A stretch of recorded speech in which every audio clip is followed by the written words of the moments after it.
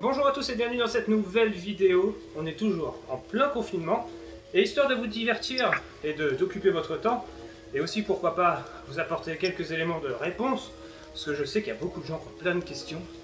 Eh bien on a décidé d'aller à la rencontre des personnes qui sont les mieux placées finalement pour parler vélo, parler pro. On va rencontrer des professionnels et pas des petits professionnels, les professionnels de la grande boucle qui voient peut-être leur objectif de l'année un petit peu s'éloigner de jour en jour. Donc ça, on va pouvoir voir tout ça avec la personne. Et bien la première personne à passer dans cette série de vidéos, c'est Monsieur Pierre Roland. Et franchement, ça fait vraiment bizarre pour moi. Donc vous allez voir, il va s'afficher à l'écran. Pierre Roland qui est lui aussi dans son salon. Moi aussi, je suis chez moi. Salut Pierre Roland. Bonjour à tous, ouais. Voilà, dans le salon, sur l'Home Trainer. Exactement. On est tous logés à la même enseigne, c'est vrai que c'est assez étonnant. Et d'ailleurs, on pourra revenir sur une actualité qui s'est passée ce week-end. J'aimerais bien avoir ton avis sur quelque chose. Je sais pas si tu as suivi, on verra tout à l'heure. Donc, je vous l'avais proposé sur les réseaux sociaux à me poser plein de questions à poser à Pierre Roland. Donc forcément, j'ai été débordé de questions. On doit avoir plus de 100 questions, donc ça va vraiment pas avec l'intérêt de toutes les passer en revue. On va essayer de se focaliser sur ce qui se passe en ce moment, son ressenti, comment il vit la chose, comment il peut vous donner des conseils pour mieux vivre la chose. Donc moi je voulais vraiment revenir sur un truc d'actualité que j'ai encore lu ce matin et ça a l'air de faire polémique et je sais pas si tu en as entendu parler. La fameuse course qui a eu lieu ce week-end virtuelle où des pros ont pris part à cette course et n'ont pas forcément fait les meilleurs résultats. Enfin bref, on connaît tous la difficulté du home trainer. En plus, c'est loin d'être la même chose que dans la vraie vie. Donc je sais pas si tu as suivi l'histoire, ce que tu en penses, est-ce que tu aurais osé t'aligner?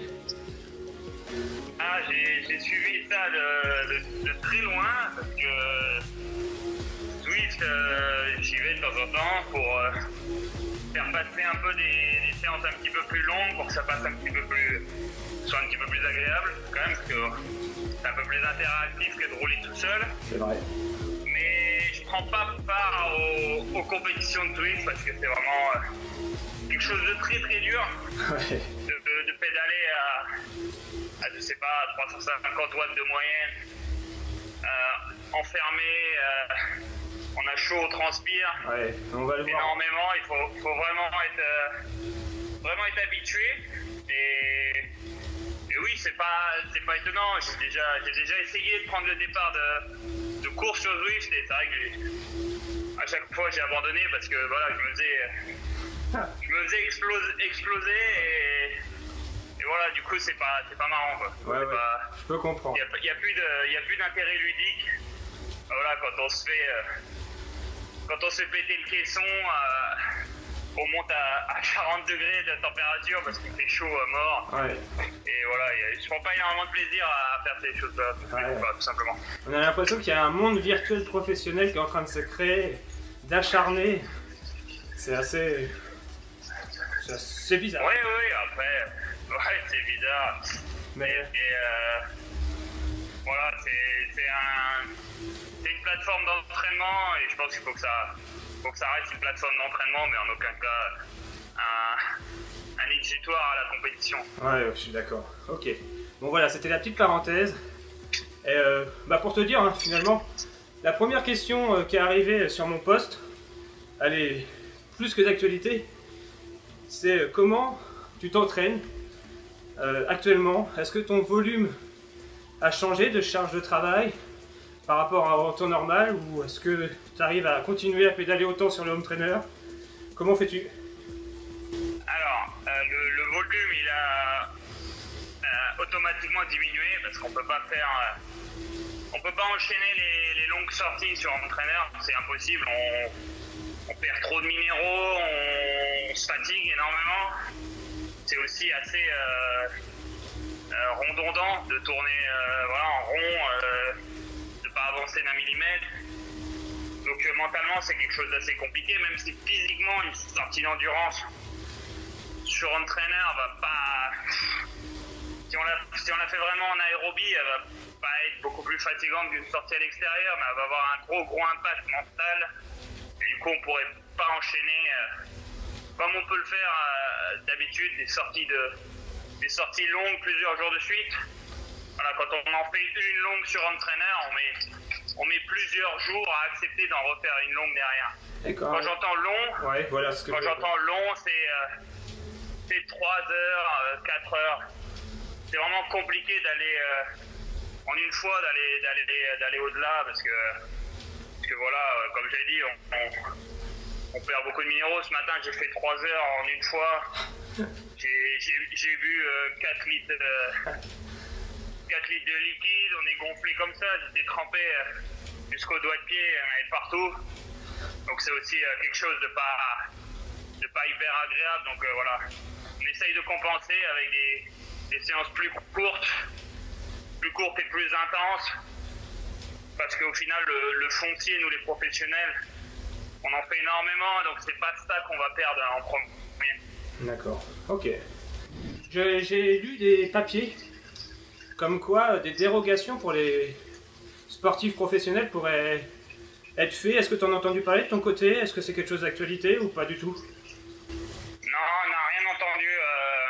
J'ai été un peu à la pêche aux informations hier, savoir s'il allait y avoir des choses de mise en place, parce que voilà, les journées passent, les courses vont arriver, enfin voilà, la vie va reprendre à un moment ou à un autre, donc voilà, on se renseigne de savoir si éventuellement on aurait des autorisations pour rouler seul. Pour l'instant, il n'y a rien. La règle, elle est la même pour tout le monde, c'est le confinement général. Il n'y a aucune dérogation de prévue pour les sportifs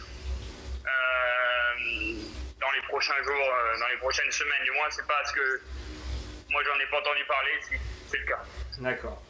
On va attaquer le gros sujet du moment où tous les jours il y a des articles et tous les jours ça change. Et je t'ai déjà entendu sur d'autres médias en parler, c'est le Tour de France forcément. Tous les jours, un moment c'est à huis clos, un moment ça va être décalé, à un moment faut être positif et peut-être qu'il aura lieu. Comment vous vivez ça, vous, de votre côté, cette interrogation et cette réponse, quoi?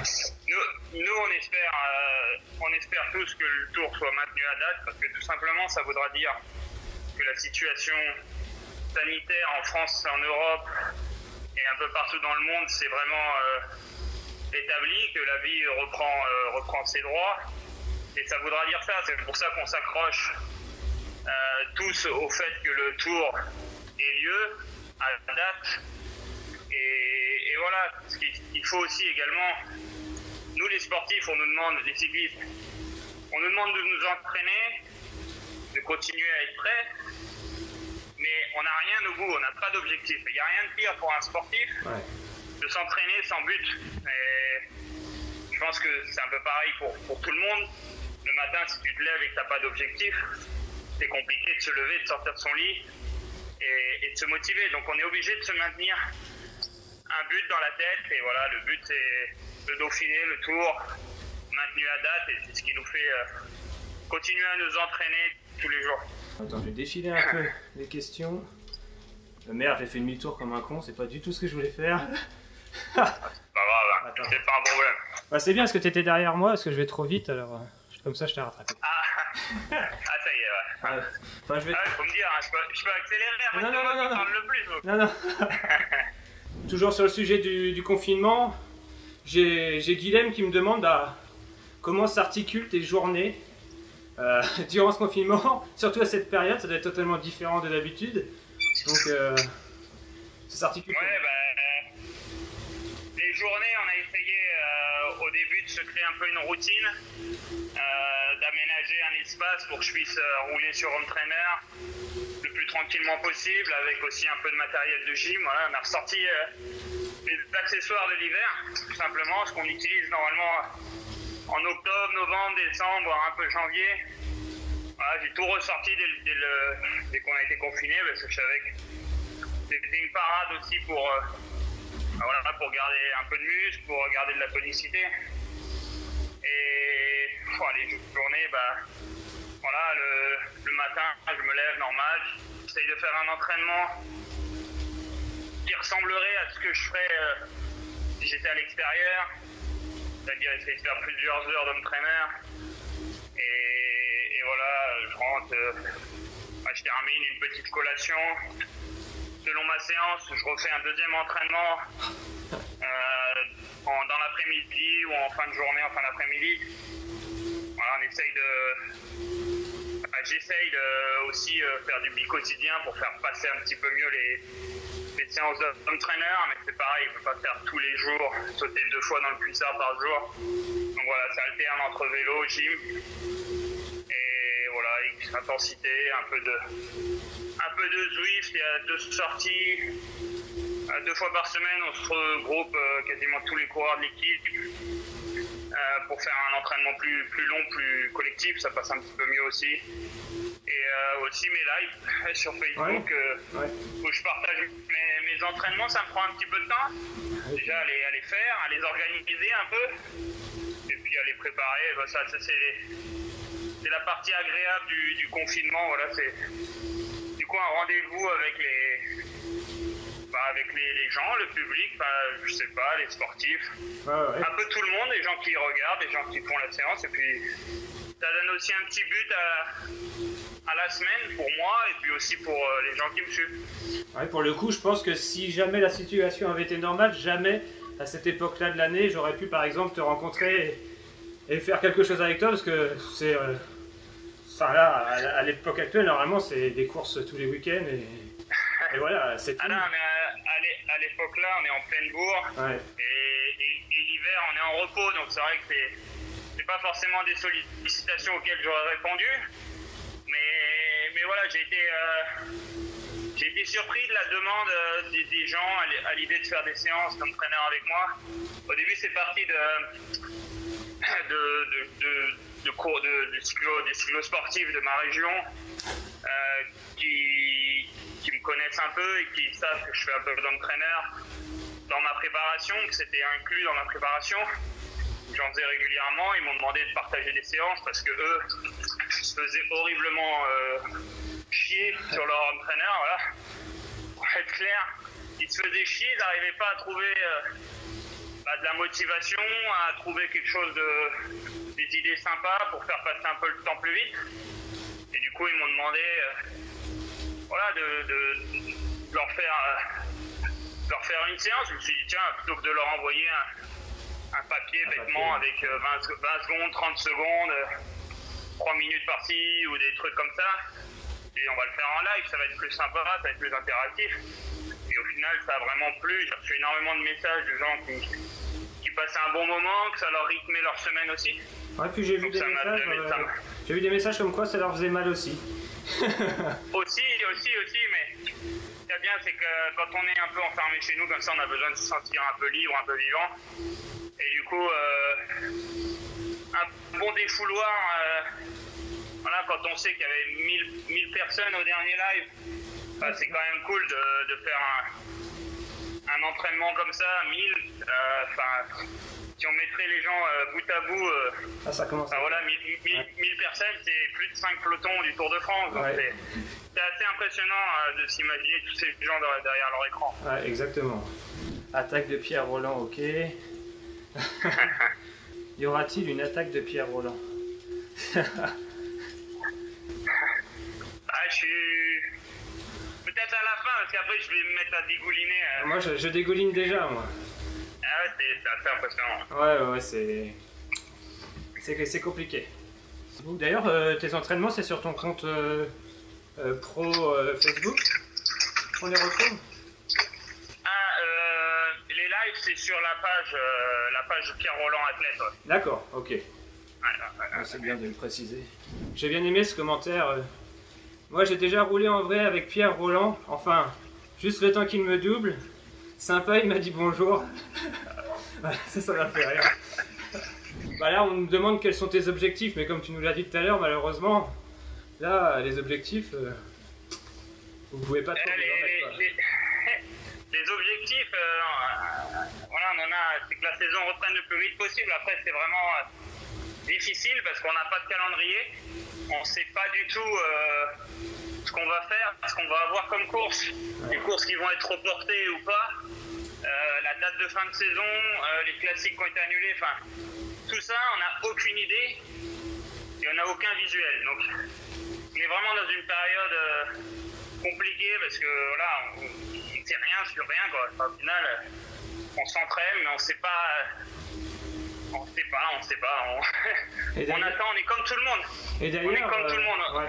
J'ai entendu dire que dans d'autres pays, le confinement n'était pas identique et que ça commence déjà à faire un petit peu réagir tout le monde. Ouais. C'est hyper frustrant de se dire voilà, que les Belges, les Hollandais par exemple, je crois que les Italiens aussi, je ne veux pas dire de bêtises,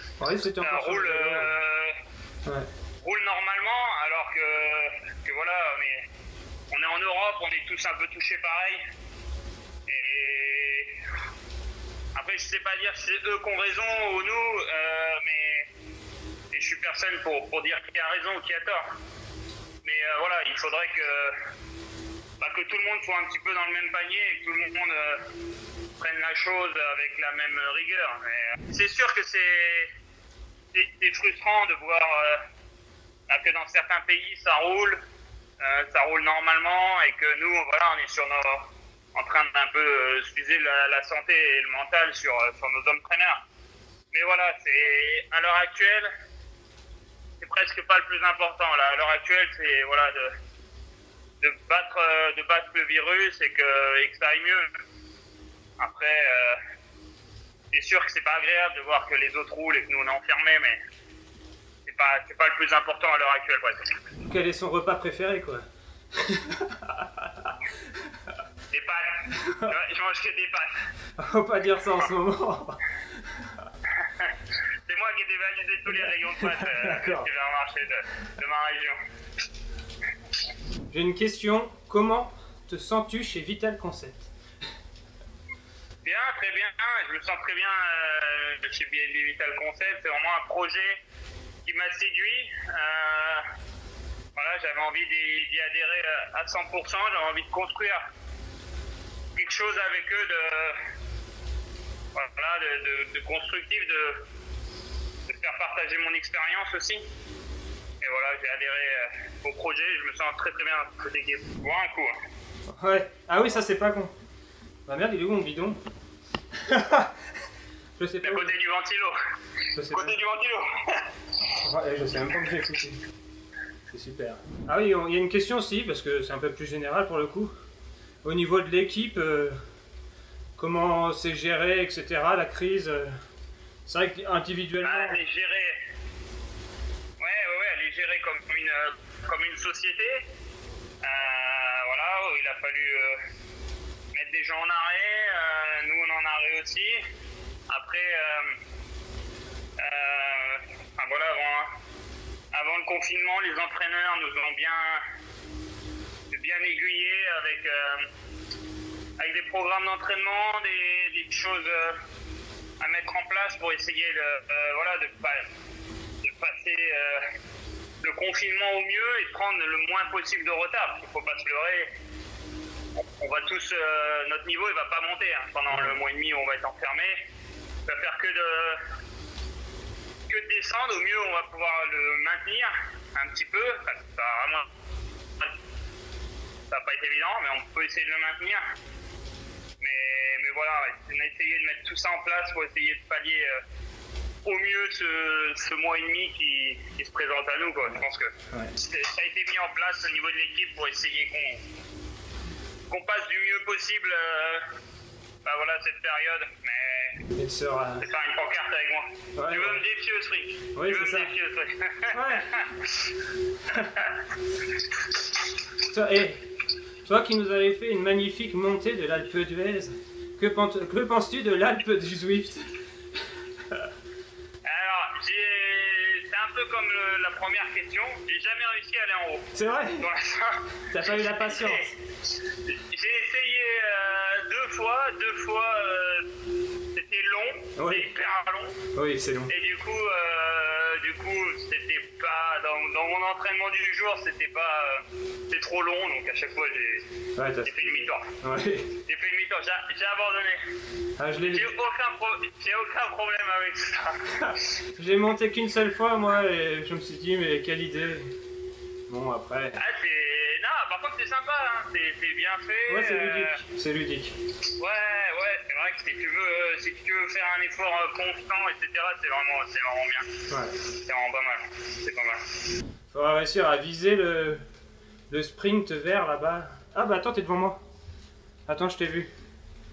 Attends, comment ça se fait que Ah oui, ça y est, j'ai fait demi-tour moi tout à l'heure.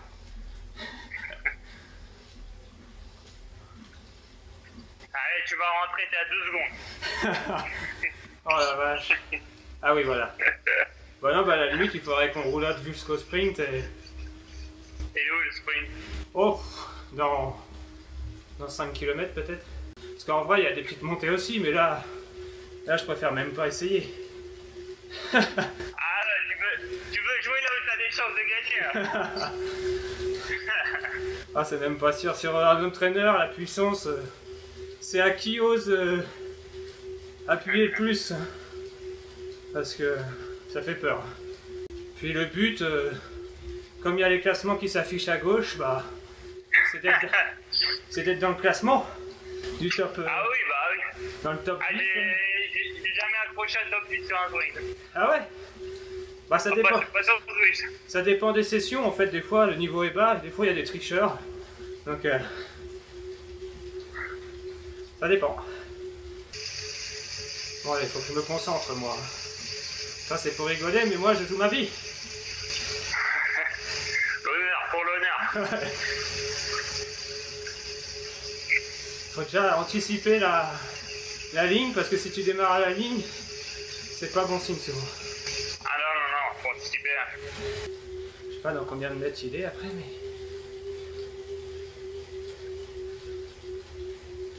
Déjà ça monte. Ah oui, c'était la fameuse montée qu'il fallait aller tranquille.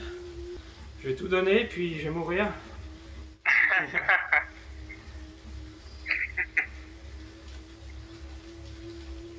Alors voilà, ça nous affiche à gauche le sprint. Je sais pas toi si ça fait pareil.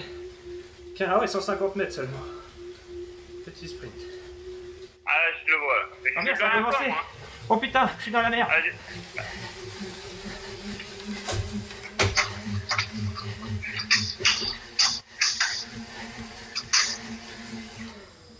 10,47. Merde.